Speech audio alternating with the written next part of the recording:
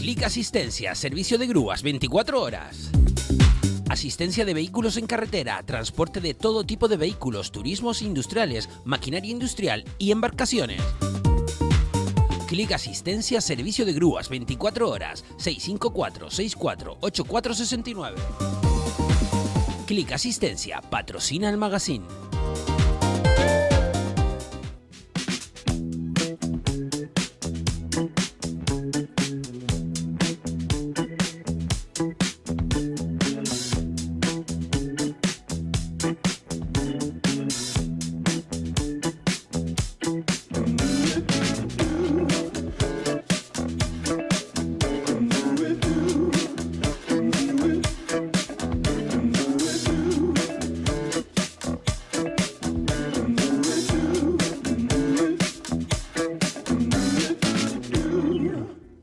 Bienvenidos y bienvenidas al magazine de Biosfera Televisión. La semana pasada se celebraba, ya saben que hay días internacionales, uno de ellos era el Día de la Prevención del Suicidio. Evidentemente es un día, pero es un asunto que requiere mucha atención y cada vez más los medios de comunicación, antes era un tema tabú hablar de suicidio, pero de conducta suicida, pero yo creo que es un asunto que además yo creo que es necesario hablarlo y para que todo el mundo también sepa cómo actuar en determinados casos. Tenemos con nosotros a un psiquiatra y una psicóloga de la unidad de infanto-juvenil del área de salud de Lanzarote, Francisco Sande, bienvenido. Buenos días. Y Ana Madrigal, tú has estado aquí más ocasiones. Sí, alguna pero vez. Yo no ya sé si es la primera vez que vienes o no. La primera vez. La primera vez. Hablaba de conductas suicidas, ¿no? Pero me gustaría a ver si hay una definición, porque a lo mejor hay, ¿qué podemos o qué entendemos por una conducta suicida? A ver. Bueno, hay varias definiciones porque dependiendo de cómo haya sido el acto se llama de una manera o de otra, ¿no? Podemos partir de una ideación de muerte incluso, que sería una idea en la que la persona tiene ganas de desaparecer, tiene ganas de morirse, pero no tiene idea de matarse ella misma, ¿vale? Esa sería una idea de muerte. Luego una ideación suicida en la que sí, ya empieza a tener una idea de hacerse daño a él de alguna manera, ¿vale? Luego hay conductas autolíticas que no tienen por qué ser con una finalidad suicida, pero sí la gente se hace daño a sí mismo por diversas razones, etcétera, etcétera, pero no tienen una finalidad suicida. Y luego ya hay intentos de suicidio y suicidio consumado, aunque la persona fallece. Claro, cuando, por ejemplo, en un caso que alguien pueda decir, me quiero matar, ¿no? Eso ya lo podemos entender como conducta suicida o hay que dar un... Yo creo que algo importante, no solo mencionar la conducta, sino pensar que el ser humano tiene conducta, pero tiene también pensamiento y tiene emoción. La conducta suicida iría en un continuo, desde gestos autolesivos, conductas de hacerse daño, hasta un intento autolítico. El pensamiento funciona un poco de la misma forma. Hay ideas o pensamientos que en la parte de abajo, por así decirlo, pueden, bueno, un extremo sería simplemente la idea de que no me encuentro bien y tendríamos que ver en ese extremo de me quiero matar qué significa eso, porque en ocasiones todo lo que pensamos o decimos no implica que lo vayamos a hacer, entonces sería rastrear también qué hay detrás de ese pensamiento, si es una manera de decir no puedo más con esta situación que estoy viviendo, no puedo con estas relaciones interpersonales con las que tengo alrededor, o es una forma de evadirme de un problema. Por ejemplo, alguien nos puede estar escuchando ahora y en la cabeza le ha pasado en varias ya ocasiones de llegar de que su vida y estar siempre rondando esa idea. ¿Cómo debe actuar? ¿Cuáles sería? Evidentemente cada persona tiene que ser un mundo, pero tiene que verbalizarlo, hablar con alguien o seguir con ese rum rum, ya se me pasará. Bueno, a ver, probablemente el 100% de las personas en algunos momentos de nuestra vida lo pensemos. Seguramente la mayoría, un pensamiento puntual que no implica nada y que continuamos nuestra vida como si ni siquiera nos acordamos de haberlo tenido. Cuando una persona ya eso se va concretando mucho más en el día a día, etcétera, etcétera, y se mantiene, ¿vale? Cuando desde luego habría que atenderlo. En el día a día, más allá de que vaya a la consulta de un psicólogo, de un psiquiatra, etcétera, etcétera, de su médico de familia, Hombre, yo creo que uno de los principales riesgos del suicidio es la soledad, ¿vale? El estar acompañado, el poder hablar. Siempre hemos dicho, ¿no? Un mantra que tenemos nosotros, que hablar de suicidio no implica amplificarlo ni que se vaya a suicidar esa persona porque lo hablemos, sino lo contrario, ¿vale? Muchas veces alivia. Entonces, ese contacto con personas queridas, cercanas, etcétera, etcétera, que ahora afortunadamente lo podemos hacer de 1000 maneras diferentes, ya no solo como tenemos antes, me siento y hablo con alguien, ¿no? Que es lo más rico, pero a veces no se puede, ¿no? Donde vivimos en una isla, mucha gente aquí tiene poca gente a su alrededor, tienen la familia en otro país o en la península, donde sea, y ahora ya hay muchas maneras de contactar, entonces eso sería una primera medida, claro. Es decir, no tener miedo, ¿no?, a decírselo a alguien evidentemente de confianza, ¿no? Sí. Porque tampoco vas a cualquier sitio, ¿no? Pero el soltarlo, ¿no? Sí. Por decirlo de alguna forma. Yo estaba pensando en alguien de confianza, pero también en alguien que sepan que va a responder y que va a darle importancia a ese sufrimiento que hay detrás de esas palabras y de ese pensamiento. Yo creo que también ahí es fundamental que la persona entienda que por pensar, como decía antes, no es lo mismo que actuar, pero para eso tienes que tener a alguien al lado que no le vaya a asustar, que plantees estas ideas que se pasan, como decía Paco, en un 80% de la población en forma de pensamiento. Ahora bien, si la persona cree que en un momento dado no va a poder frenar este pensamiento y o tiene riesgo de poder llegar a actuar de alguna manera, sin duda es nuestro criterio más importante para pedir ayuda profesional si el entorno no está siendo suficiente, a través del médico de atención primaria, a través de las urgencias, a través de una persona que crea que sí que va a poder entenderle o intentar hacer todo lo posible. Sí, en eso se basa un poco, creo que luego va a haber algo, ¿no?, en los teléfonos estos, ¿no?, como el que ha habilitado el gobierno, el 024, en el que tú puedas estar en contacto, en este caso además con gente entrenada, preparada para este tipo de situaciones.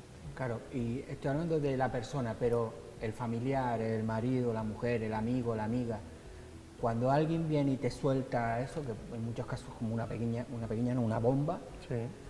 Claro, dar consejos, no sé, eso, bueno, volvemos a lo de siempre, cada persona es un mundo y cada persona, pero ¿hay alguna medida que tú puedas hacer antes de ponerte, no sé, a entrar en internet y buscar a ver qué puedo hacer cuando alguien te dice algo de esto? Yo soy muy básico para esto y creo que la compañía es la clave. El hacer sentirse a la otra persona acompañada.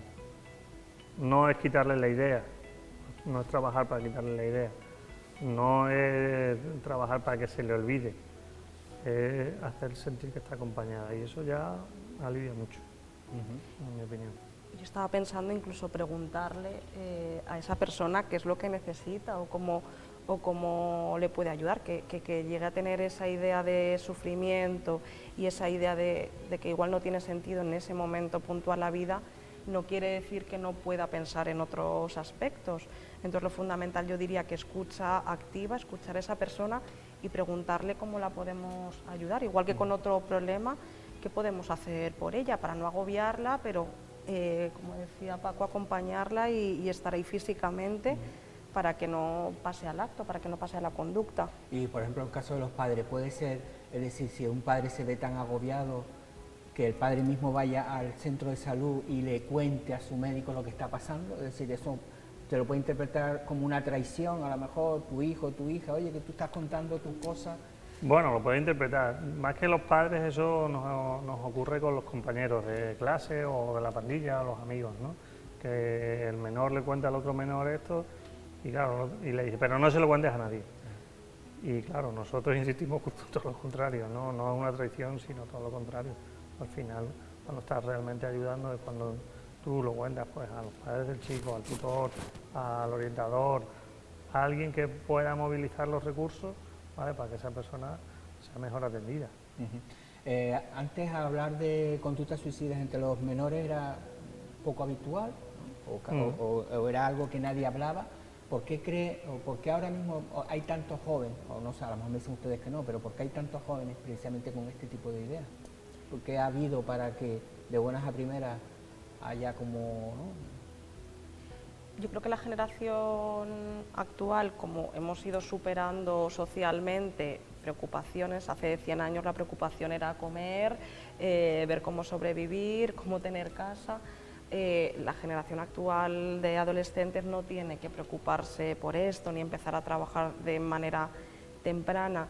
Es cierto que al ir teniendo como esas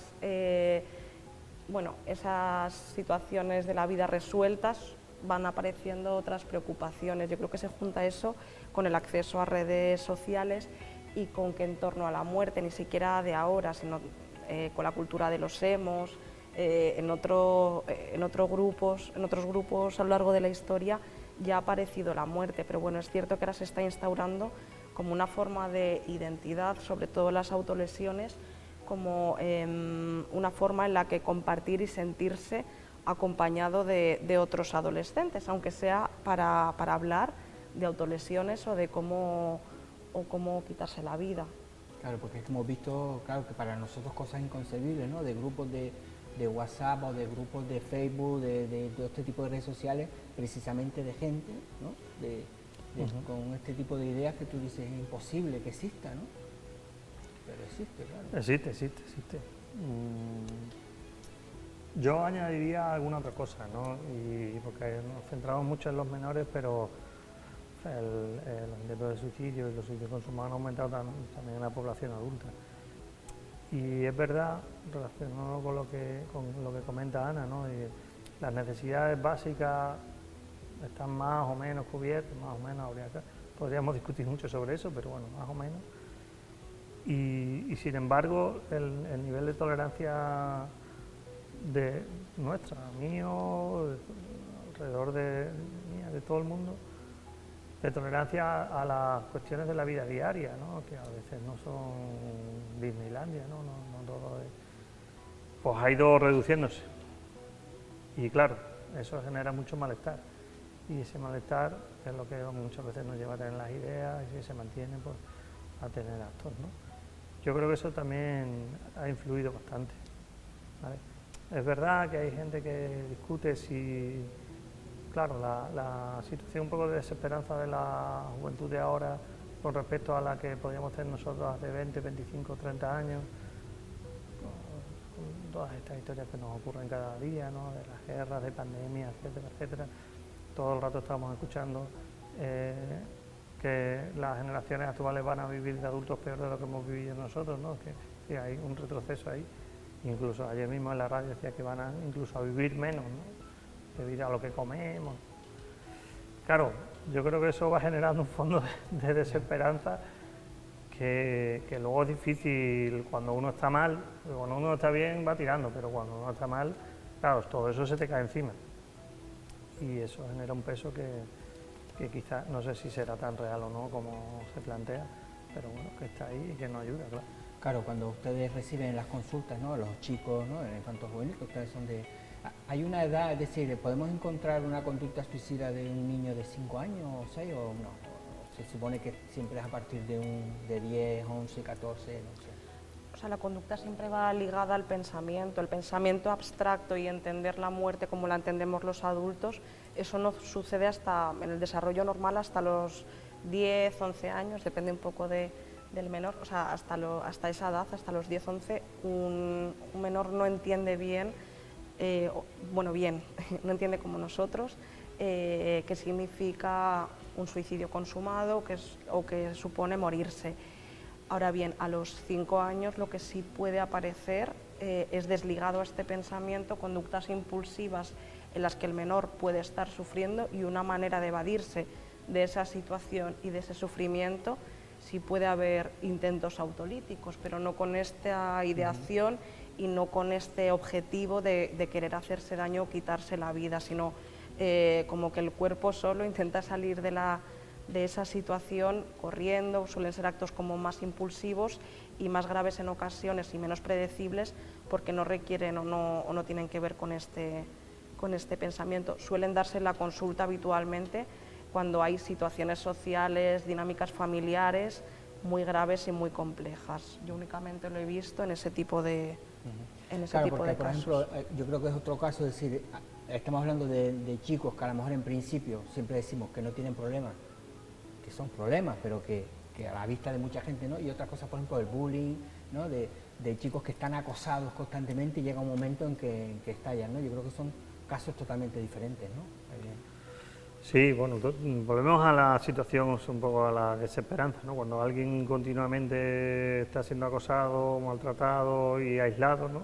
Esas dos cuestiones, la desesperanza y el aislamiento, son la clave que nos lleva muchas de las veces a este tipo de gestos autolíticos, intentos de suicidio o suicidio, eso claro. Y claro, el bullying es una cosa que me aísla, ¿vale? Y me deja solo en un mundo en el que veo que todos los demás están acompañados, me deja la desesperanza de ese pensamiento de decir, bueno, si mi adolescencia es así, ¿cómo será mi vida adulta? ¿No? Si se supone que todo el mundo me dice que el adolescente es la adolescencia es el mejor momento de la vida, cuando tengo que disfrutar más, y yo lo vivo así, porque me ocurre esto, esa desesperanza y esa soledad es muy dura. Y añado también que muchas veces se suman como factores de riesgo la soledad y la desesperanza que dice Paco como en el ámbito individual, pero como que desde fuera, en la escuela, en el instituto, en la familia, en las amistades, le quiten importancia a ese sufrimiento. Eso suele generar mucha incongruencia en la persona, mucha dificultad entonces para ver otras opciones de ayuda, y es más frecuente que ahí se amplifiquen las ideas de muerte o que pueda empezar a haber conductas autolesivas o conductas de suicidio. Claro, porque a lo mejor no solo lo que para nosotros es una tontería, como antes decían tus padres, mira, ¿no? Decía, me quiero morir, pues muérete, ¿no? Que era lo que muchas veces decíamos, evidentemente eso ya no tiene que ser una respuesta, ¿no?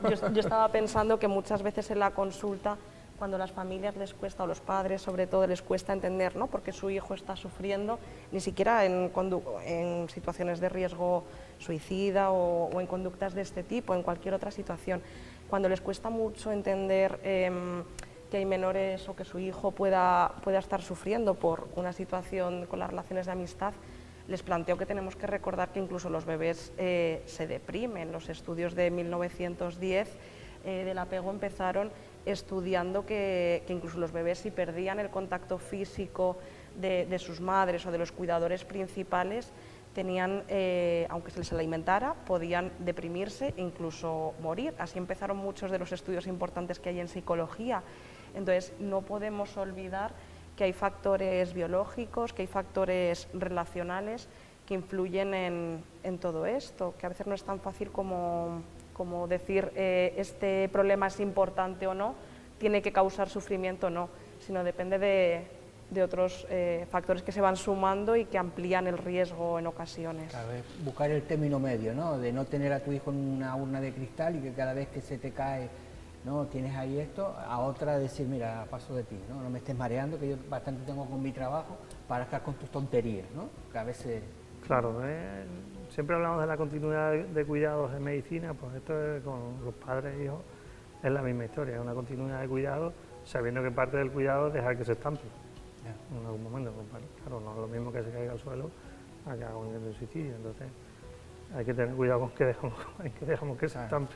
Sí, porque antes a lo mejor tú jugabas, te caías, llegabas a estar y decías, toma, y ahora hacemos un mundo, ¿no? Ay, sí. No sé qué, vamos al médico, vamos al centro de salud porque al niño se ha caído, y antes era, bueno, si no hay sangre, no pasa, que tampoco, ¿no? Sí, es difícil, ¿no? El término medio es difícil, depende de muchas circunstancias que hayan vivido esos padres, de la personalidad de cada uno de ellos, de cómo entre ellos dos, si están los dos, se organicen. Es complicado, hombre, ser padre. Bueno, en Lanzarote está la unidad, ¿no? Los servicios, psicología, psiquiatría. ¿Cuándo llega un chico a ustedes? Cuando ya ha pasado ya todo, no sé si hay otros servicios entre los centros de salud, de psicólogos. A nosotros nos llega a todo el mundo a través fundamentalmente de atención primaria, hasta 14 años pediatría y luego ya los médicos de atención primaria, más algunas especialidades del hospital que también pueden mandar. existe un protocolo de educación, por ejemplo, si detectan casos en el nivel que sea de gravedad, los derivan también a través de su pediatra o su médico de cabecera y nos llegan a nosotros, esa es la forma. Y a veces pues a través de la urgencia también llegan casos, claro, la urgencia hospitalaria. Y después ya ahí, me imagino, ¿no?, dependiendo del caso, pues psicología y psiquiatría, ¿cuál es la diferencia? Bueno, esa es la gran pregunta que nos hacen siempre, ¿no? A ver, los psicólogos son psicólogos y los psiquiatras son médicos, vale, ya de entrada, ¿no? ¿Vale? Por ejemplo, si hay que hacer un tratamiento farmacológico, ¿no?, con una determinada pauta, ahí entra el psiquiatra, ¿no? Eso es. ¿No? Sí. Es decir, tú puedes, ¿no?, atender y decir, pero mira, ahora creo que este caso requiere, ¿no?, unos medicamentos y entonces ya... Claro, por ejemplo, las compañeras nos derivan casos porque dicen, mira, yo creo que este chico se puede beneficiar de un tratamiento farmacológico, me gustaría que lo pudieras ver, que lo evaluara y ya nos cuentas, ¿no? Y bueno, lo evalúa, la mayoría de las veces tienen razón y se beneficia de un tratamiento y luego pues ya se decide con el paciente, con la familia, en función de la patología, etcétera, etcétera, cuál se pone. Y el miedo a mucha gente dice, no, yo no quiero tratarme porque eso me va a dejar a mí toda la vida, voy a tener que estar con pastillas. Nosotros atendemos a menores, entonces muchas veces, no sé cuál es tu sensación, pero cuando yo les planteo que igual la psicoterapia, que es lo que estamos realizando en la consulta de psicología, y les planteo una derivación a psiquiatría para que se valore, que igual ni siquiera es necesario, no se van a beneficiar de algo de medicación, las primeras alertas no son de los menores muchas veces, sino de los mismos padres que son reticentes a la ayuda farmacológica. Yo creo que todos tenemos en la cabeza la intervención de psiquiatría y la intervención de la medicación como en casos de más gravedad, y en ocasiones la diferencia no suele ser en psicología, psiquiatría por la gravedad, sino que puede haber un beneficio de la medicación y también un poco la distribución de la unidad misma y de quién va a poder atenderle antes y demás. Entonces, muchas veces la reticencia es por parte de los padres, pero bueno, yo creo que es la idea también que tenemos de la psicofarmacología, de los tratamientos médicos de hace años y de los efectos secundarios que generaban antes muchos de estos medicamentos. Yo creo que somos prudentes la mayoría a la hora de pautar este tipo de medicaciones y yo mi sensación es que todos los compañeros con los que he trabajado siempre no hay una tendencia a usar la medicación de una manera excesiva, sino únicamente en esos casos que se cree que no va a tener efectos secundarios, que va a ser un beneficio mayor para el paciente. Entonces, bueno, no sé, yo me fío mucho de mis compañeros. A ver, yo creo que hay una estigmatización de la psicofarmacología de toda la vida, pero que también es un doble rasero, un poco hipócrita, porque luego continuamente estamos yendo a médicos de cabecera a pedir la pastilla para dormir, ¿no? Exacto. Entonces... O el ibuprofeno, o todo cualquier... Claro, sí, pero bueno, hablando de psicofármacos, ¿no? Y entonces hay cantidad de gente enganchada a los tratamientos, sobre todo las benzodiazepinas, y, no, yo me tomo mi pastillita para dormir, me la llevo tomando 25 años, etcétera. No, está enganchada a esta pastilla, ¿vale? No, yo como... Yeah. Pero luego, cuando tenemos que poner un tratamiento, entre comillas, más real, para una patología más real, que el insomnio puede serlo también, ¿no? No vamos a menospreciar, pero bueno. No, ahí ya no. Entonces, bueno, tenemos ese doble rasero y esa estigmatización que viene de largos años porque lo asociamos a determinadas situaciones, a determinados casos, muchos de los cuales ya no son ni siquiera actuales ni reales, pero bueno, esa es una pelea que tenemos en la consulta muy frecuentemente. Bueno, Francisco, muchas gracias, Ana también, muchas gracias por venir, ya lo saben. Ahora vamos a ver, el Ministerio de Sanidad ha puesto el teléfono el 024, que es una línea de atención a las conductas suicidas, ya saben, funciona a las 24 horas, cualquier cosa, no les van a molestar, es gratuito, así que si tienen cualquier duda pueden llamar y si no, pues al Centro de Salud primero y después ya derivan el caso contrario. Muchas gracias a los dos y nosotros nada, una pequeña pausa, vemos ese vídeo y continuamos. Cuando no encuentres razones para seguir, llama a la vida. Llama al 024. Hay muchas razones para seguir. 024. Línea de atención a la conducta suicida. Gobierno de España. Campaña financiada por la Unión Europea Next Generation.